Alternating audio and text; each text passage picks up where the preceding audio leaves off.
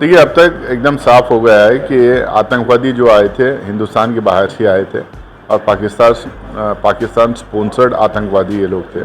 जिस तरह से निहत्थे लोगों को इन्होंने मारा, निहत्थे लोगों को जिस तरह से मज़हब का नाम पूछ के उनके मज़हब के बारे में पूछ के जिस तरह से मारा, हिंदुस्तान में कभी ऐसा हुआ नहीं था।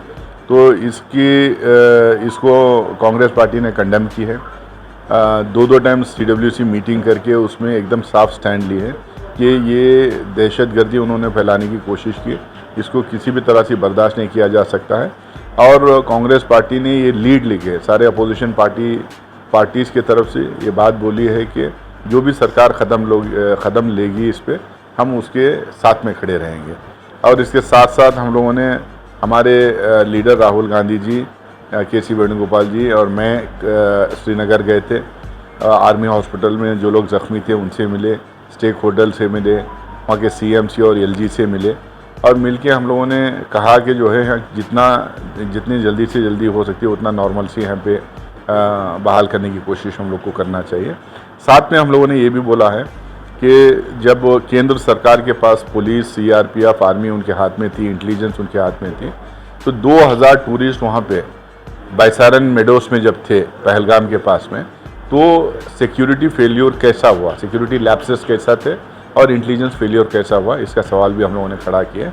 लेकिन हम लोगों को पूरे देश को एक होके आतंकवाद के ख़िलाफ़ खड़े रहना चाहिए और सरकार जो भी कदम लेगी उसके साथ खड़े होना चाहिए। देखिए, वक्फ एक्ट जो आया है और उसमें जिस तरह के तरमीम उन्होंने लाए हैं, इससे एकदम साफ हो गया भारतीय जनता पार्टी वक्फ एक्ट के तहत जगह जगह हर गांव, हर गली में जो है वक्फ प्रॉपर्टीज़ को, कंट्रोवर्शियल प्रॉपर्टीज़ करवाने की कोशिश में है। वो डिस्प्यूटेड प्रॉपर्टीज़ करवा के प्रॉपर्टीज़ हथियाना है, दंगे फसाद करवाना है और साथ में जो है दंगे फसाद करवाना है और साथ में गांव-गांव में जो है बंटवारा करना चाहते हैं ताकि लोगों के दिलों में हिंदू मुसलमान के दिलों में एक दूसरे के खिलाफ नफरत पैदा हो, वहाँ दंगे हों, कंट्रोवर्सीज हों और उसके बाद ये अपना एक वोट बैंक बनाकर अपनी राजनीति करना चाहते हैं। और इसके साथ साथ में जो बड़े ज़मीनें हैं, जो बड़े प्रॉपर्टीज़ वफ़ के हैं, उसको हथिया लेके ये प्राइवेट अपने जो पूंजीपति दोस्तों हैं उनको देने की एक कोशिश कर रही है। तो हम लोगों ने JPC में पूरी तरह से इसके विरोध में खड़े रहे, पार्लियामेंट के अंदर, लोकसभा, राज्यसभा में इसके विरोध में हम लोग खड़े रहे।